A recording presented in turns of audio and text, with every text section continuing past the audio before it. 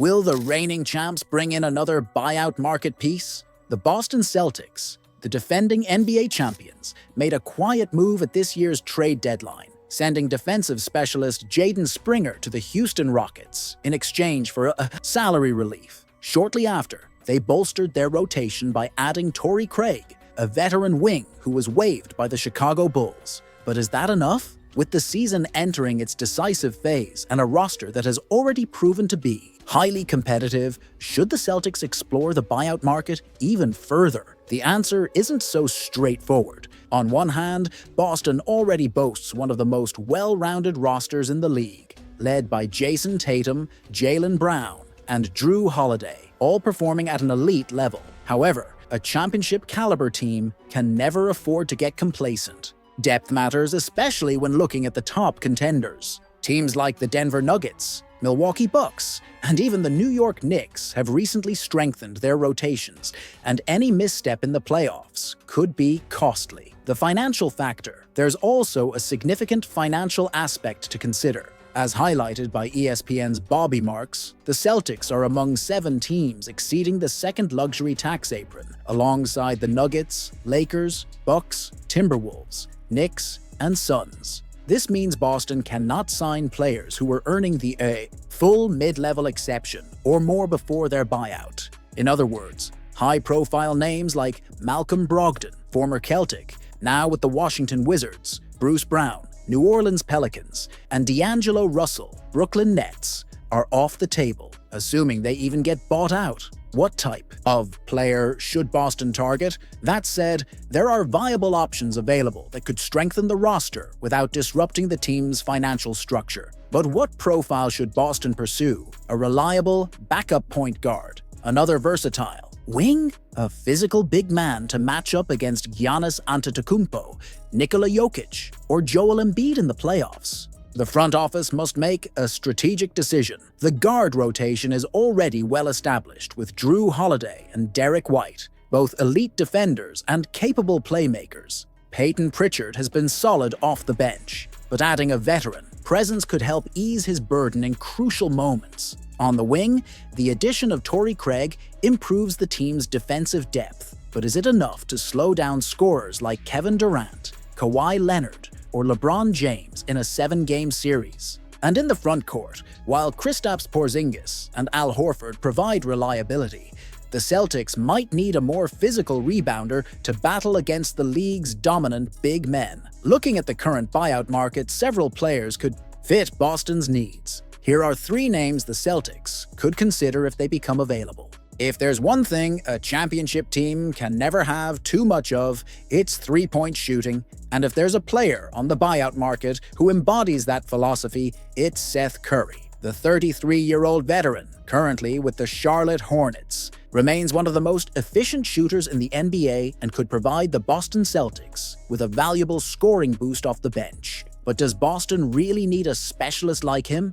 And more importantly, would he fit into Joe Mazzulla's current rotation? What would Curry bring to the Celtics? First and foremost, the numbers speak for themselves. This season, Curry is averaging 6.0 points, 1.5 rebounds, and 0.7 assists per game, while shooting 48% from the field, an incredible 47.2% from 3 and 85.7% from the free throw line. Even with a reduced role in Charlotte, he remains a long-range threat that opposing defenses cannot ignore. The problem: Curry is an extremely one-dimensional player. He doesn't contribute defensively and isn't a reliable playmaker. The Celtics already have an elite defense, but adding a player who could be exploited on that end in the playoffs might be a risk. Additionally, would Mazzulla play him over Sam Hauser, who has already carved out a role as the team's go-to sniper off the bench? On the other hand, there is a strong case for Curry. He has big game experience. Unlike Hauser, who is still proving himself in the league,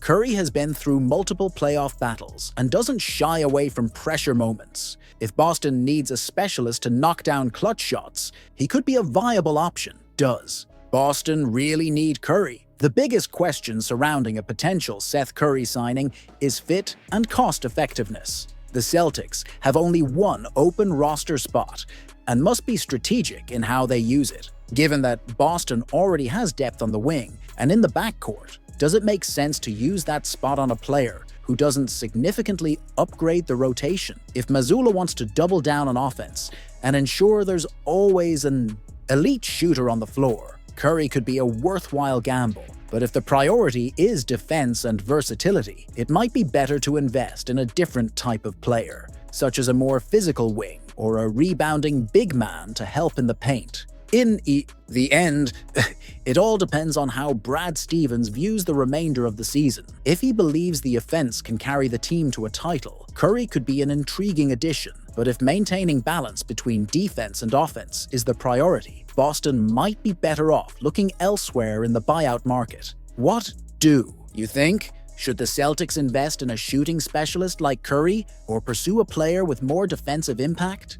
Larry Nance Jr., a smart addition or a risky bet for the Celtics? At this stage of the season, every move in the buyout market could be the piece that defines the champion. And among the potential candidates to reinforce the Boston Celtics, the name of Larry Nance Jr. emerges as an intriguing option. But is it really worth investing in a player who, despite being solid, is past his prime and still dealing with a significant injury? The 32-year-old forward center was part of the trade that sent DeJounte Murray to the New Orleans Pelicans and is now with the Atlanta Hawks on an expiring $11.2 million contract. His game is well-defined, a reliable role player, defensively versatile, and surprisingly efficient from three-point range this season. In 24 games, he is averaging 8.5 points, 4.3 rebounds, and 1.6 assists while shooting an impressive 51.6% from the field and 44.7% from beyond the arc,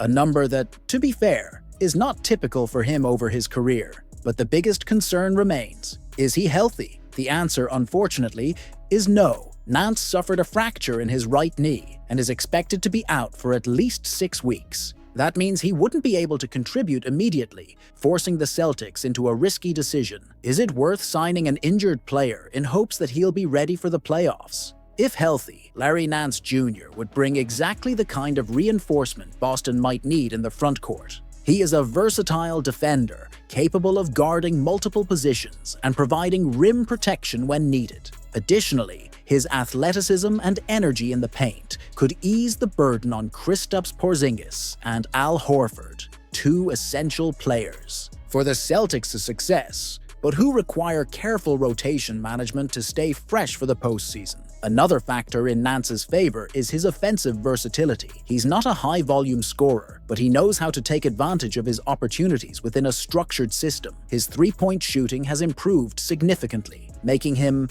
an interesting fit for a team that values spacing and ball movement. Furthermore, Nance has playoff experience. He has been part of solid postseason runs with the Cleveland Cavaliers and New Orleans Pelicans, always contributing quietly without needing the ball in his hands. But what about his health? The big question for the Celtics is, does Boston have the luxury of waiting for an injured player? If the team were desperate for front-court help, maybe the gamble would be worth it. But with Luke Cornett, Xavier Tillman, and Neemias Queta available to support Horford and Porzingis, it doesn't seem like Boston's priority should be a big man who would only return late in the season. Additionally, a knee fracture is no small issue. Even if Nance returns within the estimated timeline, he may not be in peak form to contribute immediately in the playoffs. The Celtics cannot afford to bring in a player just to see what happens, when there are other options available that could make an impact right now. The only scenario where Boston might consider this signing is if the buyout market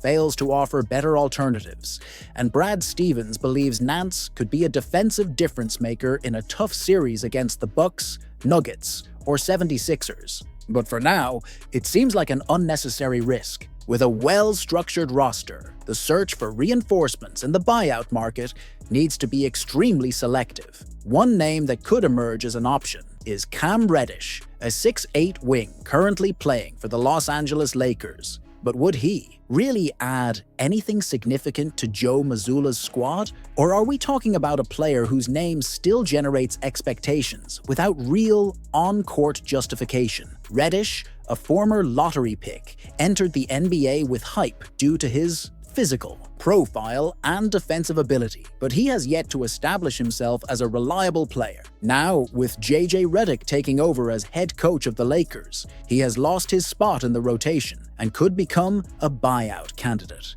But the key question is, why should a team like the Celtics consider Reddish if he can barely stay relevant? On an inconsistent Lakers squad, the most attractive aspect of Cam Reddish is his defense. With length and agility, he has the ability to guard multiple positions on the perimeter, which is always valuable for a team that might face superstars, like Giannis Antetokounmpo, Kevin Durant, or Luka Doncic in the playoffs. In a long series, any extra defensive piece can be useful, especially to relieve players like Jayson Tatum and Jaylen Brown, who have to expend a lot of energy on both ends of the floor. However, the central issue is that Reddish has never been able to turn his athleticism and defensive potential into real and consistent impact. He can be a solid defender in certain moments, but he is far from being a reliable stopper who can enter a playoff rotation without concerns. Moreover, if he isn't good enough to be part of a Lakers rotation that has serious depth issues,